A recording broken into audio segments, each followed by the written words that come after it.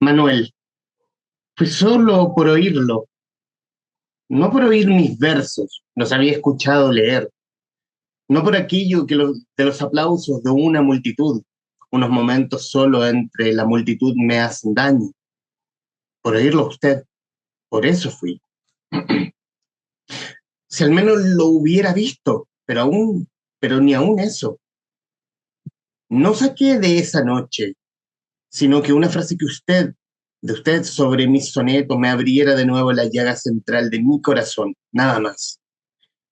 En la vida me huirá usted a sabiendas o ignorándolo como anoche. ¿Es esto un símbolo? Cuando yo vaya a su encuentro, extenderé mis brazos hacia una sombra fugitiva. Tengo amargura. Es mejor que no siga. Escúcheme. Necesito de usted una carta sin las hipocresías que le prescribí para otra. Si no llegara pronto, quién sabe qué cosas se me incubarán adentro. Estoy esta noche tan extraña. No me reconozco. Un sueño suave de niño sano y puro para usted, Manuel, en esta noche. L. Correspondencia del 23 de diciembre de 1914 a Manuel Magallanes Moore, por parte de Lucila Godoy Alcayaga, todavía no siendo Gabriela Mistral, con el que abrimos esta tertulia del Traficantes de Cultura. Hoy para hablar de una colección de cartas de la más insignia de nuestras chilenas, Gabriela Mistral, y del libro que están viendo en pantalla. Los seres buenos se hacen mejores con el dolor, los malos nos hacemos peores.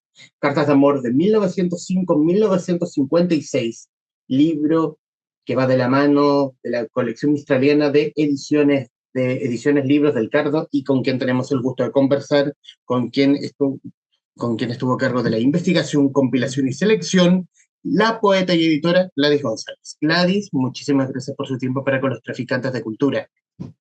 Gracias, Humberto, por la invitación y por la lectura también del libro que es tan significativo en esta celebración.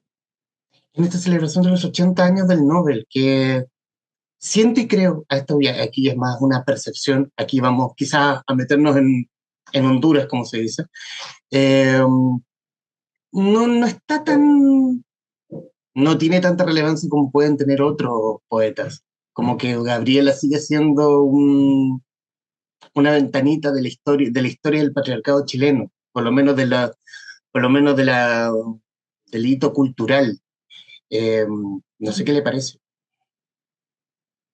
Yo creo que hace bastante tiempo, desde, desde los 90, se empezó a investigar mucho más la obra de Gabriela Mistral, pensando, por ejemplo, en Soledad Fariña, Raquel Olea, Eugenia Brito, porque ahí comenzó un interés bien profundo y tuvo que ver también con publicaciones, con congresos, con encuentros sobre la obra. Después hubo una cierta pausa y ya hace unos 10 años ha habido bastante interés en la obra. Em, Desde las políticas públicas, bueno, eso tiene que ver como con otras instancias, ¿no? Como tú dices, se conmemoran hitos. Eh, lo ideal sería que Gabriela Mistral estuviera presente desde, por ejemplo, el Ministerio de Educación, tomando como iniciativa la pedagogía que ella enarbolaba, ¿no? Y la importancia también de la infancia en la sociedad. Si pensamos en, por ejemplo, instituciones como Mejor Niñez, es ahí donde se debería hacer carne estas enseñanzas y sería la mejor manera de celebrar el poder entregar seguridad, ¿no? A los niños, las niñas desde la educación eh, y la palabra de Gabriela Mistral. ¿Cómo cómo se gesta la investigación de este último libro? Porque Libros del Cardo tiene una colección dedicada a la colección australiana. ¿Cómo se gesta esta nueva obra?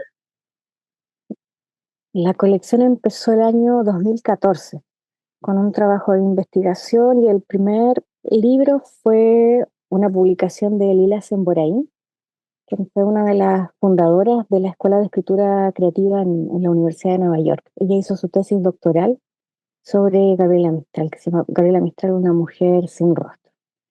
De ahí hasta ahora me parece que son 8 libros dentro de la colección.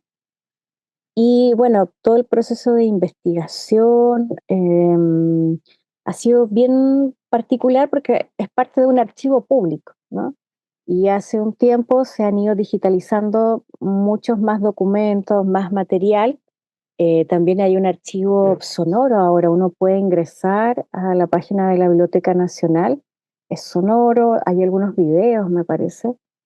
Y en el caso de este libro, es como parte de un proceso mm, de archivo, cosas que fui dejando aparte.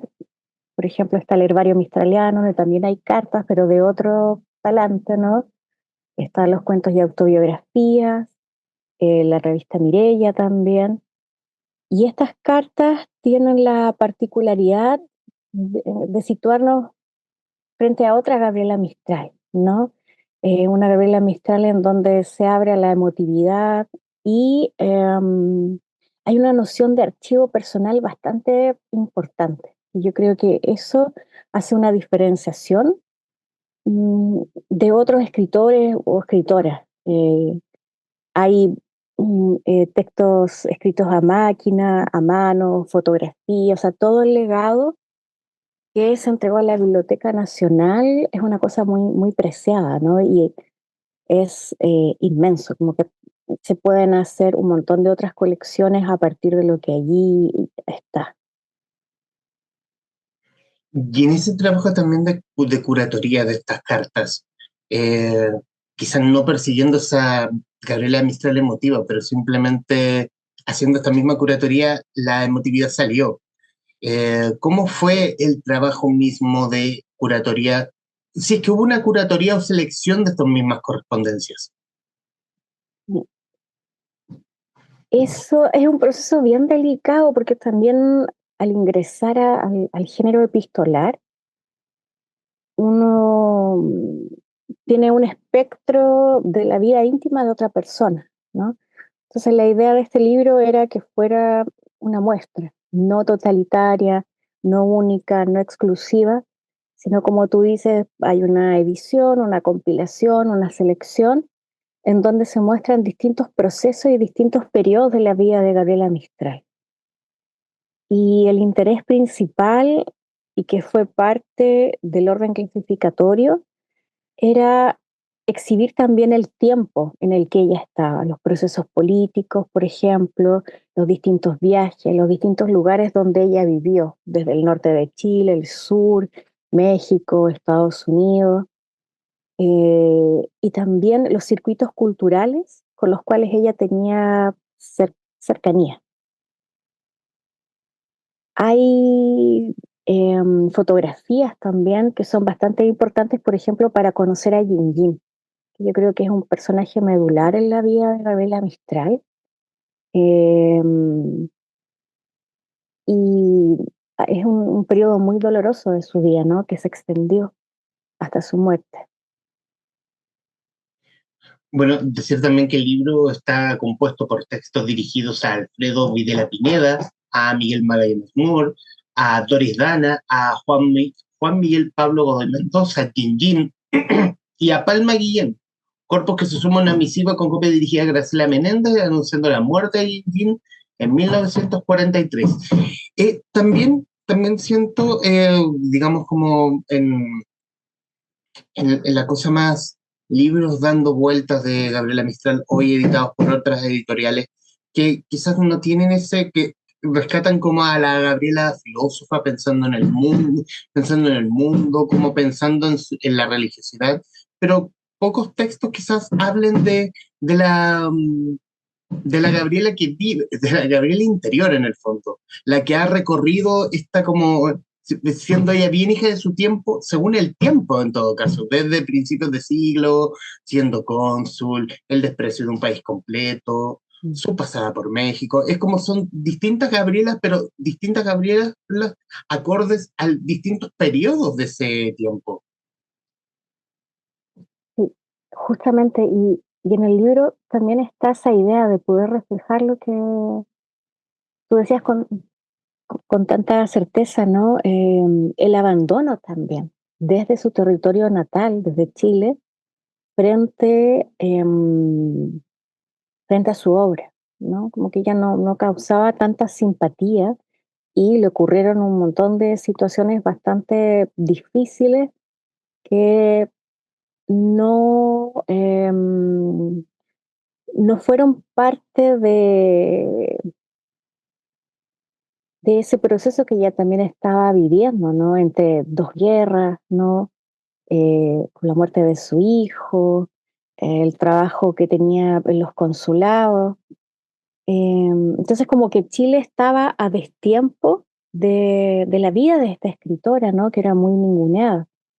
Entonces también parte de estas cartas hablan de eso, ¿no? Y particularmente de la ayuda que ella entregaba en periodos difíciles de la historia, por ejemplo, de Europa.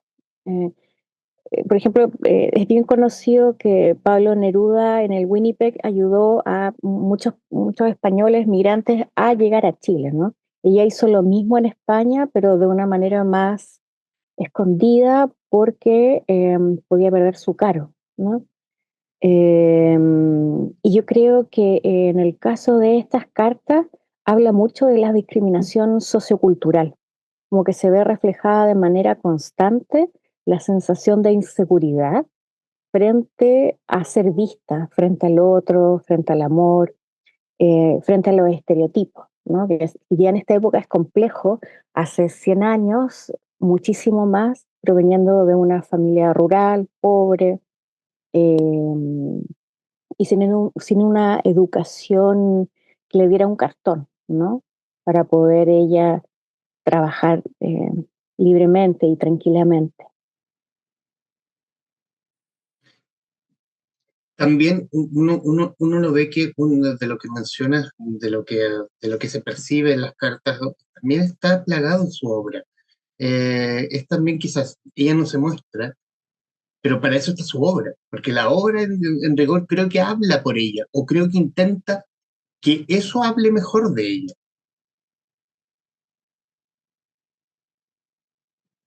Sí, por ejemplo, uno de los textos más conocidos de Gabriela Mistral, que es Piececitos de Niño, es sobre la realidad social, sobre la pobreza en Magallanes, ¿no? Son cosas que ella observó. Entonces, claro, o sea, están los recados, están los múltiples textos que ella escribió para distintos periódicos, donde también señala algunas cosas en las mismas cartas y que eran parte de su sobrevivencia también. Entonces, lo que ella escribía era también un reflejo de su época y de lo transgresora que era y de lo valiente. Poder escribir determinadas cosas o hacerlas, eh, difundirlas, promocionarlas, establecer vínculos como por ejemplo con Sandino, ¿no? Con los anarquistas. A ella le costó bastante, ¿no? Entonces, claro, eh, sus textos hablan de su obra porque ella era fiel a sí misma, ¿no? Entonces yo creo que eso es súper relevante como reflexión. Hablar en el fondo del machismo de la época, del machismo de la época respecto de que ella era capaz de dar su opinión, transgresora para la época, que hoy puede ser una pavada, en los tiempos que vivimos hoy. Lo de Mistral en su tiempo fue asombroso respecto de salir adelante con lo que tenía, destacar, rescata nuevamente su pasada por México, que por algo yo creo que los mexicanos la sienten más suya que nadie. Tener en cuenta una mujer transgresora como pensadora, no que simplemente como la señora de las rondas infantiles, como una mujer pensadora respecto de lo que vive su país y su gente. Y en realidad, su país como ella, no Chile propiamente tal. Sí, bueno, en México, claro, hay un montón de escuelas Gabriela Mistral, calles, espacios culturales y la reforma educativa en la que ella participó tiene hasta ahora sus frutos, ¿no? Se mantiene una exigencia y un amor por la educación que quizás uno no ve en Chile o no es tan palpable, ¿no? Porque tiene que ver también con ejes programáticos, con toda una cuestión administrativa que tiene que ir también en sintonía con los tiempos, ¿no? Y en el caso, por ejemplo, de los aportes en la educación de Gabriela Mistral, están, por ejemplo, las bibliotecas populares, la educación nocturna, el uniforme escolar, las vacaciones, lo que también se trasladó a México de una manera eh, más amplia, ¿no? Con una mayor magnitud. Entonces, yo creo que hace falta el descubrir y el poder enaltecer el trabajo de Gabriela Mistral y la figura de ella como pensadora eh, año a año, ¿no? De manera constante, de manera continua, porque si no se nos olvidan, ¿no? Los homenajes pasan, se monumentaliza algo, queda solidificado, pero es importante poder vivir de esas enseñanzas, porque como tú decías, ese nivel de transgresión, de vanguardia, es difícil sostenerlo, tanto ahora como antes, ¿no? Entonces, darle un poco más de ojo y de profundización a todo lo que ella hizo, creo que sería bastante valioso para conformar nuevos ciudadanos y ciudadanas. Conversamos con Gladys González, editora de Los seres buenos se hacen mejores, con el dolor los malos nos hacen peores, Cartas de Amor 1905-1956 de Gabriela Mistral, editado por Ediciones Libros del Cardo. Quiero irme a las cartas, a la misiva, hablar de la relación con Jinjin, que yo la siento como un, si bien hay una Gabriela emotiva, como quizás aquí estamos hablando de la Gabriela ser humano, quizás sacando a la filósofa, sacando como a la gran pensadora, también como ese espíritu ese espíritu de madre respecto de su hijo, que si bien no lo engendró y todo eso, pero Jinjin era suyo. Jinjin era suyo y lo sentía, y uno también siente el dolor cuando lo pierde. Sí, eh, ese fue una situación que la persiguió durante toda su vida, ¿no? Ese dolor profundo y la proyección también de ese dolor. Hay una idea, un concepto japonés que es el del corazón roto, ¿no? Como de que cuando alguien sufre de amor, te puedes morir de pena, ¿no? Y que eso luego científicamente está comprobado porque se desgastan los músculos, los tendones. Y ella desde esa época comenzó a sufrir problemas de salud bastante graves, ¿no? Y finalmente muere de cáncer. Eh, Ella, cuando vivió con Jin Jin, el último periodo antes del suicidio, había tenido bastante peleas porque él quería casarse con una chica de origen alemán y ella le prohibió hacerlo porque estaba la guerra, ¿no? En ese momento. Eh, Después ella lo encuentra agonizando, la carta, ¿no? Y el tiempo que ella se demora en escribir en una sola carta a tres remitentes distintos, cuando era tan activa desde lo epistolar, da cuenta del profundo dolor y de lo abismal de la situación, ¿no? Entonces, también cabe dentro del amor, ¿no? El Eros y el Tánatos. Entonces coloquemos a las cartas dirigidas a Yin Yin o sobre Yin Yin y las fotografías, porque también es un elemento importantísimo en la biografía de Mistral y también para poner a Yin Yin como un sujeto agente, ¿no? No como el hijo que se suicidó, sino también toda la vida conjunta de Mistral y Yin Yin anteriormente, ¿no? En Europa, y las dificultades también de crecer en distintas tierras, eh, en el caso de él.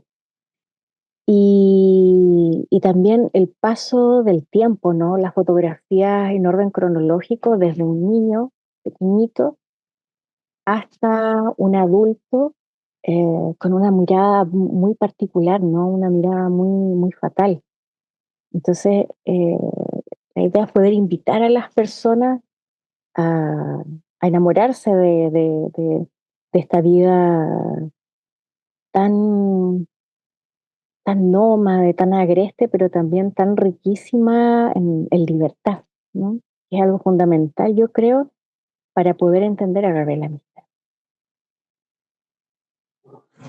También hacía memoria, claro, yo me había uno se queda con la historia oficial de que, claro, Jin Jin no era su hijo, pero sí lo sentía su hijo. También está la otra historia de que habla de que Jin Jin efectivamente sí era su hijo, un hijo de carne, me refiero. Yo creo que para el caso es exactamente lo mismo, sea hijo de carne o no, la relación está y cómo sobrellevó la muerte de Jin Jin después a posteriori.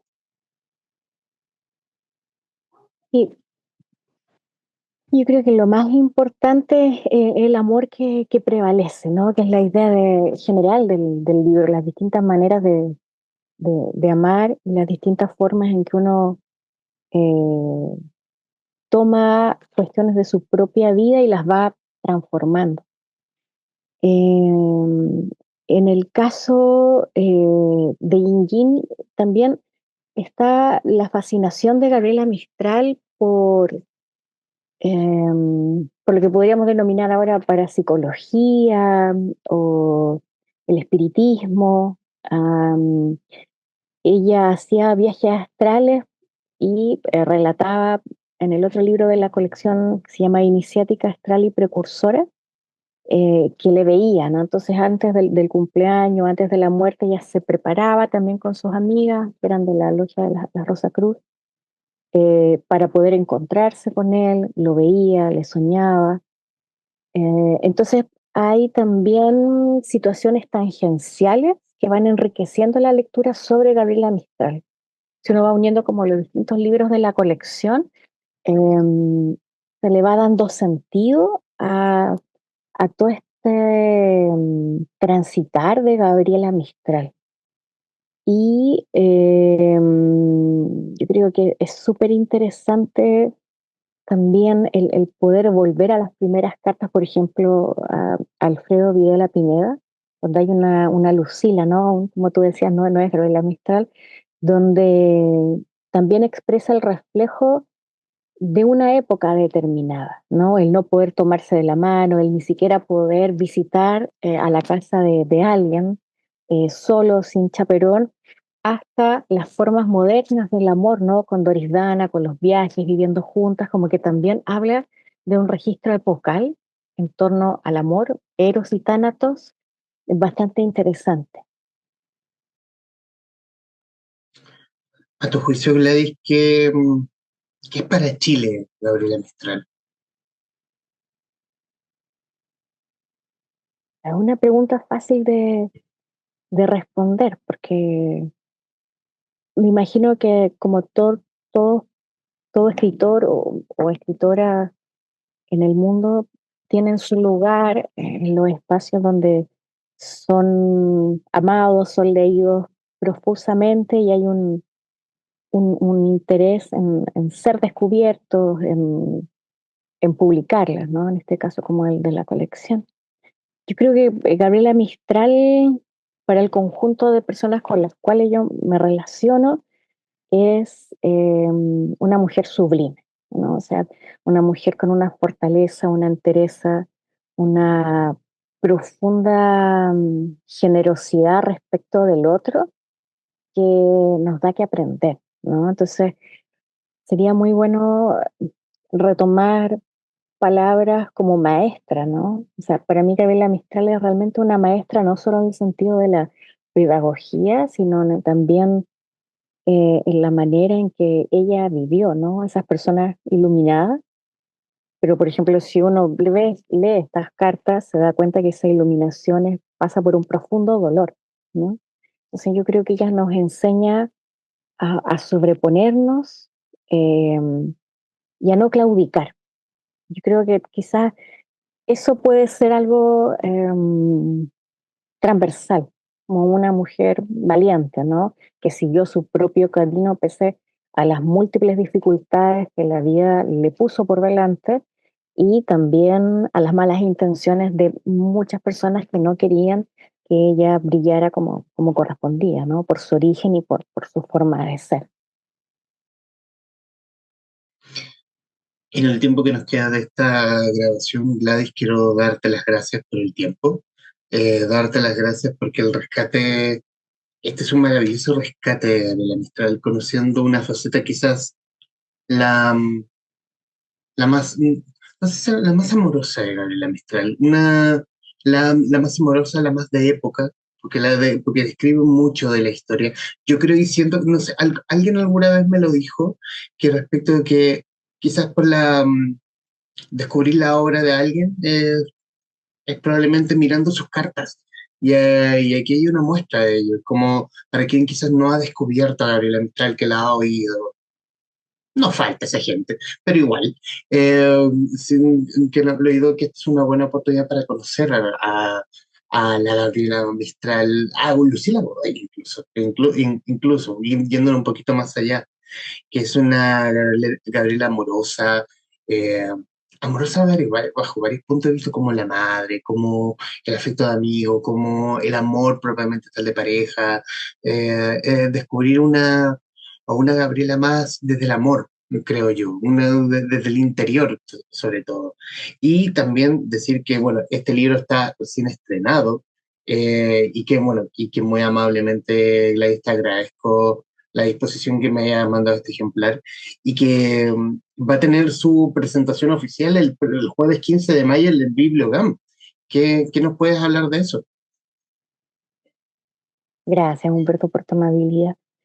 Va a ser justamente el 15 de mayo en el GAM, en la Bibliogam, que está en el tercer piso, y nos van a acompañar Elvira Hernández, Magdalena Sepúlveda Eri, que es especialista en nivel ambiental, y también Eugenia Brito, que ha también investigado un montón sobre la vela Mistral.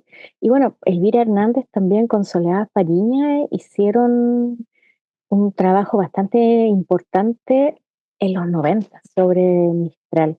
Entonces, como también eh, una alegría, ¿no? Que las mismas maestras presenten a la maestra, ¿no?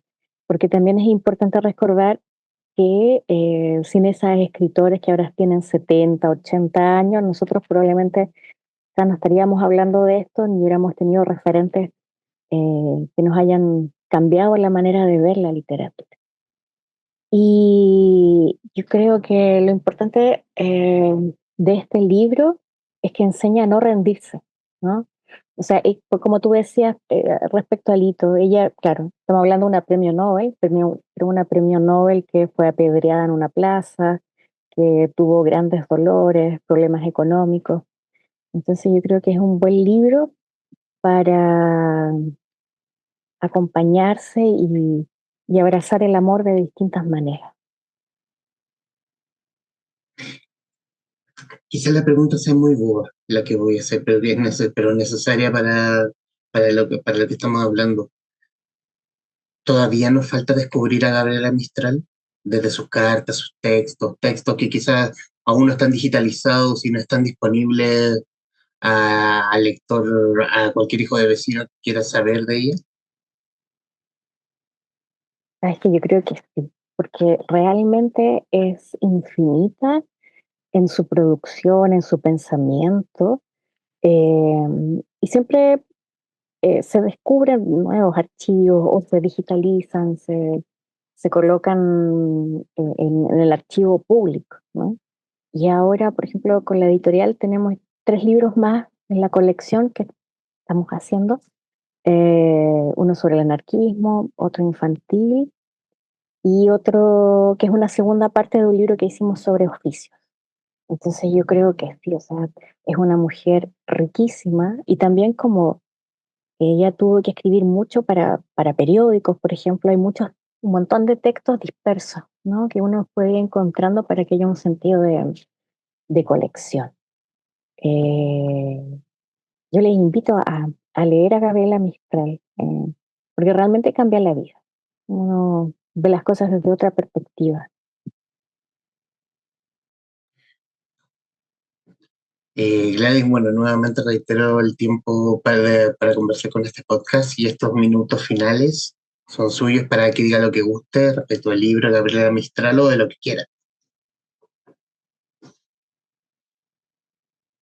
Em, Creo que hablando desde la editorial, ¿no? Y el trabajo de investigación, si quieren conocer un poco más desde otras perspectivas no tan canónicas, tan clásicas, y no pueden comprar los libros, están en la Biblioteca Pública Digital. Los pueden descargar, y ahí también está la posibilidad de acercarse a, por ejemplo, disciplinas como desde la pedagogía, desde el espiritismo, desde la naturaleza, desde los cuentos, las autobiografías, los oficios, y también a aplicar las nociones de, por ejemplo, comunalidad, que ella tanto apreciaba y que tiene una raigambre tan profunda en las filosofías indígenas, ¿no? Como ayudar al otro, la otredad. Creo que eso es fundamental dentro del universo mistraliano y que es tan sencillo de hacer, ¿no? No es algo que genere mucha dificultad.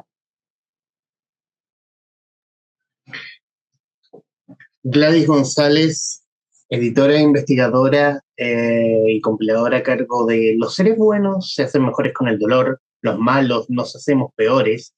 Cartas de amor 1905-1956 de Gabriela Mistral, libro que forma parte de la colección mistraliana de ediciones Libros del Cardo y que muy amablemente ha aceptado esta conversación con los traficantes de cultura. Estimada Gladys, muchísimas gracias. Muchas gracias. Te lo agradezco mucho. A quienes nos están viendo y escuchando, gracias por estar ahí. Adiós.